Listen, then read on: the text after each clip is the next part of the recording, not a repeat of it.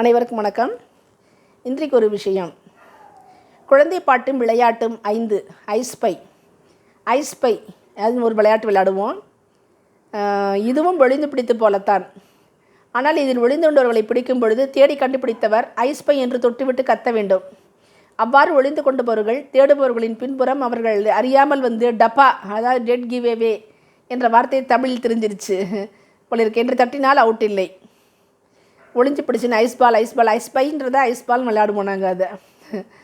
அப்புறம் 23வது விளையாட்டு, ஒரு குடம் தண்ணி ஊற்றி ஒரு பூ பூத்தது. இதுவும் ஒரு டீம் விளையாட்டு தான். இதில் இருவர் கைகோர்த்து உயர பிடித்து எதிரெதிராக நின்று கொள்ள அவர்களின் கைகளின் ஊடாக எல்லோரும் செயின் போல ஒருவர் பின் ஒருவர் ஓடலாம். அப்போது கைகோர்த்து நிற்பவர்கள் இந்த பாடலை பாடுவார்கள். ஒரு குடம் தண்ணி ஊற்றி ஒரு பூ பூத்தது, 2 குடம் தண்ணி ஊற்றி 2 பூ பூத்தது, 3 குடம் தண்ணி ஊற்றி 3 பூ பூத்தது, 10 குடம் தண்ணி ஊற்றி 10 பூ பூத்தது என்று பாடி முடிக்கும் சமயம் யார் இவர்களின் கைகளுக்குள் ஓடுகிறார்களோ அவர்களை கைகளை கீழே இறக்கி பிடித்து கொள்வார்கள். அப்படி இந்த பக்கம் பிடிச்சிருவாங்க, அப்படியே அவர்கள் அவுட்டு. இதுதான் விளையாட்டு. 24 பச்சை குதிரை தாண்டுதல். ஒருவருடைய முழங்காலில் அல்லது பாதத்தில் கைகளை வைத்து பிடித்து குனிந்து நிற்க ஒவ்வொருவராக சிறிது தூரத்தில் இருந்து ஓடி வந்து குனிந்திருப்பவரின் முதுகில் கை வைத்து 2 கால்களையும் அகட்டி ஜம்ப் செய்து தாண்ட வேண்டும். 25 கபடி. இதை பலிஞ்சடுகுடுன்னு சொல்கிறாங்க. இது கில்லின்னு ஒரு படத்தில் ஃபேமஸ் ஆகிருக்கு. ஆனால் இதுக்கு பேர் கபடி விளையாட்டு. 2 குரூப்பாக மக்கள் பிரிஞ்சு சதுர வடிவத்தில் கோர்ட்டு மாதிரி எல்லை வகுத்துக்குவாங்க. 2 குரூப்புக்கும் ஒரு கோடு, லக்ஷ்மண் ரேகா மாதிரி. முதல் குரூப்பை சேர்ந்த ஒருத்தர் கபடினா கபடி, காசிக்கு 2 அடி, சோள பொரியடி, சொக்கட்டான்னு வருவார். அல்லது ஹே கபடி கபடி கபடி கபடின்னு வருவார். அல்லது பலிஞ்சடுகுடு ஜடுகுடு ஜடுகுடு ஜடுகுன்னு வருவார். இதெல்லாம் எங்கள் அண்ணன் தம்பிங்களாம் விளையாண்டுருக்காங்க, அதனால ஞாபகம் இருக்கு எனக்கு. என்று மூச்சு விடாமல் சொல்லிக்கொண்டே அடுத்த குரூப்பின் எல்லைக்குள் போய் அனைவரையும் தொட்டு விட்டால் அவர்கள் அவுட்டு. அப்படி தொட்ட பின்னால் இவர் அந்த எல்லைக்கோட்டை தாண்ட விடாமல் அவர் அனைவரும் சேர்ந்து அமுக்கி பிடித்து கொள்வார்கள்.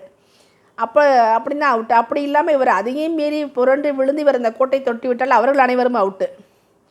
ஒரு சிலர் அவுட்டானால் அவர்கள் மட்டுமே வெளியேற மிச்சப்பெண்களோடு தொடரும் ஆட்டம்.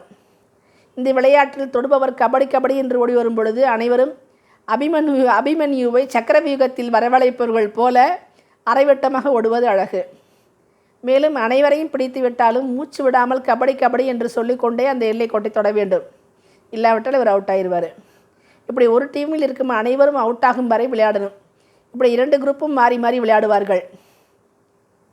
26 கிட்டிப்புல், கில்லி டண்டாம்பாங்க. இது கிரிக்கெட்டுக்கு முன்னோடி. இதில் 2 மரக்கட்டைகள் பயன்படுத்தப்படும்.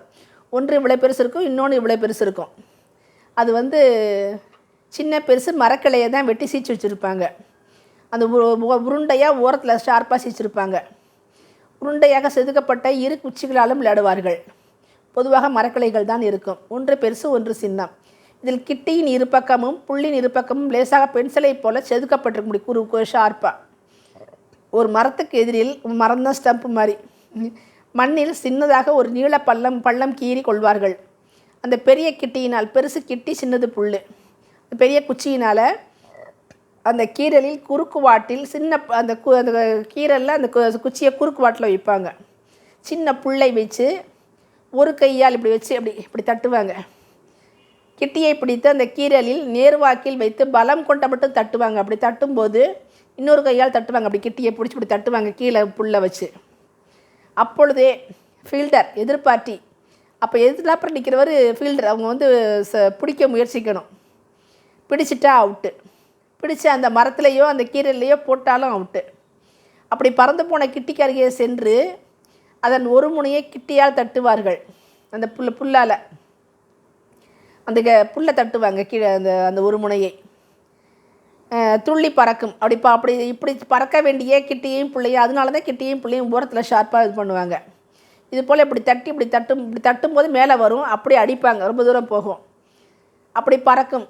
அப்படி பறந்து போன கிட்டிக்கருகே சென்று அதன் ஒரு முனையை கிட்டியால் தட்டுவாங்க. இப்படி இது போல் 3 முறை தட்டும் பொழுது எதிர்பார்ட்டி, அதாங்க கூட விளையாடுறவர் அப்பவும் பிடிக்க முயற்சிக்கணும். அப்பவும் தப்பிச்சுன்னா விளையாடி அடித்த தூரம் எவ்வளோ இருக்குன்னு உத்தேசமாக எதிர்பார்ட்டிக்கிட்ட கேட்பார். பேட் பிடிச்சவர், அதாவது கிட்டி பிடிச்சவர்கிட்ட கேட்பார். உடனே முதல் பார்ட்டி கிட்டியாலையா இல்லை புல்லாலையான்னு டிஸ்டன்ஸ் பற்றி கேட்கணும். எதிர்பார்ட்டி எதை சொல்கிறாங்களோ அதன்படி விளையாடுறவர் 30 அடி 300 அடின்னு கூட சொல்லுவார். இதை எதிர்பார்ட்டி ஏற்றுக்கிட்டால் சரி, இல்லாட்டி கிட்டியாலேயோ புள்ளாலேயோ அளந்து பார்ப்பாங்க. இப்படி வரிசையாக அளந்து பார்த்துட்டு வருவாங்க. அதை உத்தேசமாக சரியாக இருந்தால் சரி, இல்லாட்டா எதிர்பார்ட்டிக்கு அடுத்து எதிர்பார்ட்டிக்காரங்க விளையாட ஆரம்பிச்சிருவாங்க. கிரிக்கெட் மட்டையை பிடிக்கிற மாதிரி. இப்படி பல விளையாட்டுகளை அறிமுகப்படுத்தின இடம் மன்னார்குடி லக்ஷ்மி காலனி. இந்த விளையாட்டை என் தம்பிகளும் சித்தப்பாக்களும் விளையாடுவாங்க. அப்போ அதில் இப்போ அப்படி விளையாண்டதுலேயும் என் 2வது தம்பியும் விளையாடுவான். அவன் இல்லைங்கிறது என்னோட ரொம்ப கொஞ்சம் சோகம், மனசு வருத்தம்.